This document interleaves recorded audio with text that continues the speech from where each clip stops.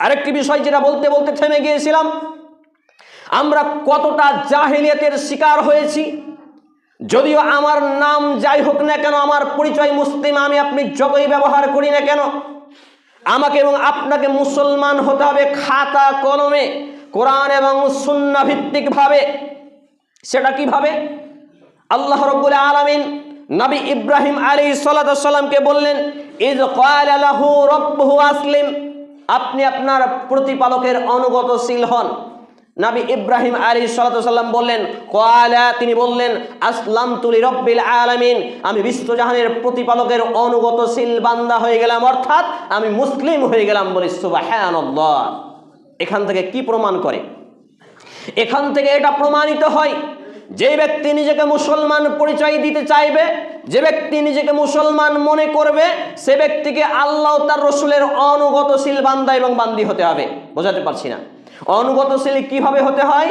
কোরআন এবং সুন্নাহর বেসিক ইলম অর্জন করে, ইসলামের আদেশ কোনটা, নিষেধ কোনটা, জায়েজ কোনটা, না জায়েজ কোনটা, সুন্নাহ কোনটা, বিদআত কোনটা, তাওহীদ কোনটা, শিরক কোনটা, এর বেসিক ইলম অর্জন করার পরে, আমাকে এবং আপনাকে হালাল হারাম সহ প্রত্যেকটা জ্ঞান অর্জন করার পরে, তারপরে আমি হব অনুগতশীল। আর অনুগতশীল হবে সেই ব্যক্তি, আল্লাহ রাব্বুল আলামিন জানিয়েছেন সূরা আন-নিসা সূরা নম্বর 4 আয়াত নম্বর 59, আল্লাহ তাআলা বলছেন, ইয়া আইয়ুহাল্লাযিনা আমানু, হে ঈমানওয়ালারা, আতিউল্লাহ, আল্লাহর আনুগত্য করো, ইতাআত করো, অনুসরণ করো, ওয়া আতিউর রাসূল, আর রাসূল সাল্লাল্লাহু আলাইহি সাল্লামের আনুগত্য করো, ইতাআত করো, অনুসরণ করো।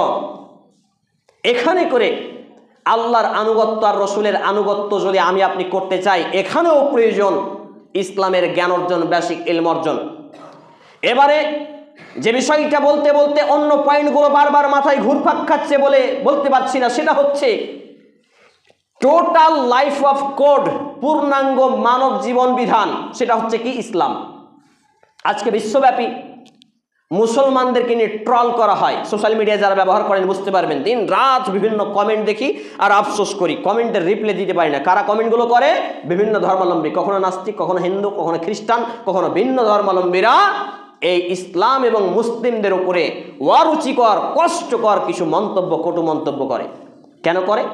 মুসলমান সমাজে গরু, ছাগল, পাগলের পরিমাণ বেড়ে গেছে, শিক্ষা দীক্ষা নেই, খায়, পায়খানা করে, ঘুমায়, দিন কাটে, রাত কাটে, এই করে সপ্তাহ, মাস, বছর করে জীবন চলে যায়, কবরে চলে যায়। আর মসজিদের ইমাম যে জানাজা পড়িয়ে দেয়, দোয়া করে দেয়, বাস ও জান্নাত চলে গেল, জান্নাত বাপের সম্পত্তি।